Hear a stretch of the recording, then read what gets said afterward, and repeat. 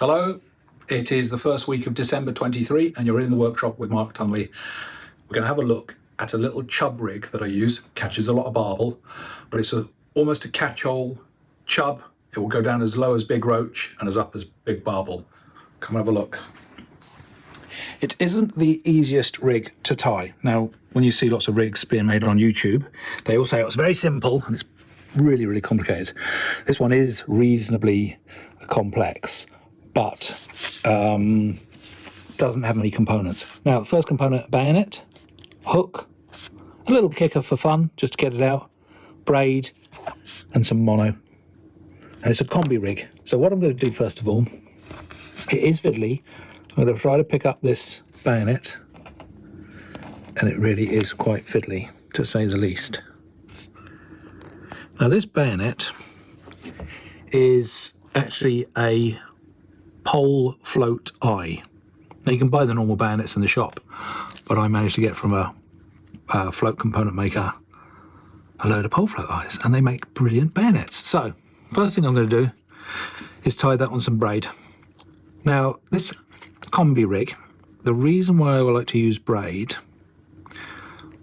around the hook is because I have a theory that it's a lot less noticeable when the fish picks up the bait when it's braid over mono.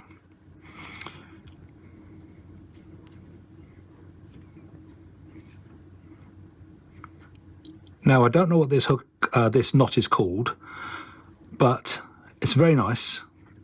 It's a bit fiddly to tie, especially on small stuff, but holds the bayonet on perfect. Right, I'm just going to trim that back. Again, I'm not going to trim it too close. In fact, I'm not trimming it at all, actually.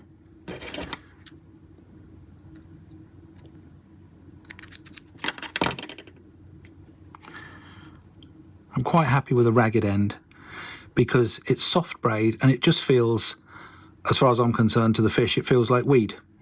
So I have maximum confidence with braid around the hook and not mono, because I need to use strong mono because it's Chub and Barbel, and the braid is always strong. Right, so then let's get the hook on. And I've got a little size 12. Now the size 12 will take big Roach and it'll hold Barbel and definitely Chub, so it's a great all-rounder. So I'm just going to pop this through the back of the eye. And away we go. Now what I'm going to do is, because this bayonet, the bait, I'm going to be using a sort of wafter style bait or a boilie, which you can just basically pierce and put on like this. I want this as close, I want the bait as close to the hook as possible. So the great thing about this is they're very easy to adjust. And I've found that if I get the knot basically in line with the barb, near as damn it, it's pretty damn good. Let's just through trial and error. So I'm going to give it a few whips up. That was 8 up, 4 down. And now here's a bit of a fanny. I'm going to try and get this back through the eye. It needs to be damn thin braid. Otherwise, you're having to use a special little tool, which I suspect I'm going to have to use. Yeah. Now, this little tool is from the fly fishing world, and they go through tiny little hooks. So they're very, very useful for popping things through that. So get yourself one of those if you can. They do them in the carp world, big ones like this. This is a Nashi one. It's great for big-eyed hooks, but in the small sort of ones, like a size 12, they won't go through, so you have to use that. Right, that's that. I don't care how ragged it looks. It's all just soft, soft little weed as far as I'm concerned. Right, let's get on the kicker, just to finish off the hook assembly. So I'm going to use a latch pin, sorry, a latch needle, going through the kicker in the right orientation. Hook on the line, job's a good one. There we go, don't stab yourself. And I'm just going to tease this kicker up and cover up the knot and get it in the right position. Right, nearly there. Surprisingly tight, that is. And that is the bayonet hook kicker. If you can imagine, I haven't got one with me. I just went and had a look in the bag, and I haven't got them. But the little boilie, like a 14mm boilie or a wafter, etc., will go straight on that and be very, very close. So, right, now the next complicated part is the combi part. I want to have this braided bit as close as I can, or as small as I can, because braid is notorious for being able to fly around and catch on bloody everything like that.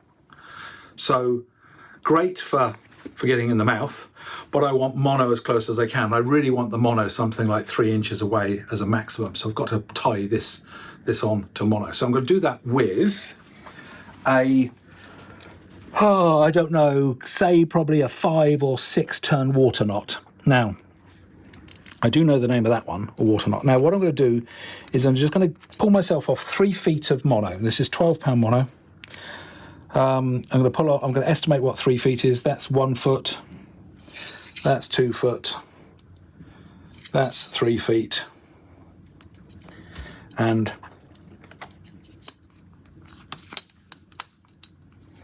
that little snip.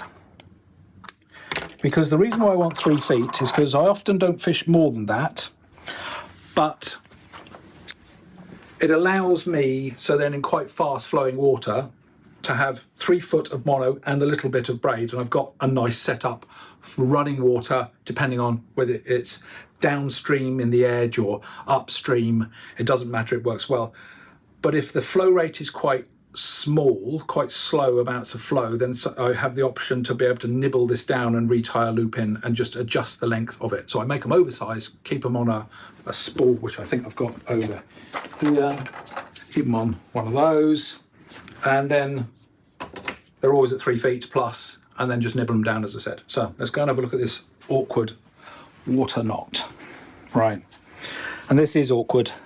There might be a fair bit of fast forwarding going on with this one, because, you know, so what I want to do is I want to lay on the mono and the braid together, pinchy pinchy, and I'm going to hold the braid approximately as where I think I want it to be lengthwise, or a little bit shorter, because there's always a bit of pull up. And then this is the awkward bit. I'm now going to crate both together into a loop, a little balloon, and I'm going to feed these 2 tag ends, the short braid and the long mono, through this bloody loop, and it is not easy. So I'm going to shut up and get fast forwarding.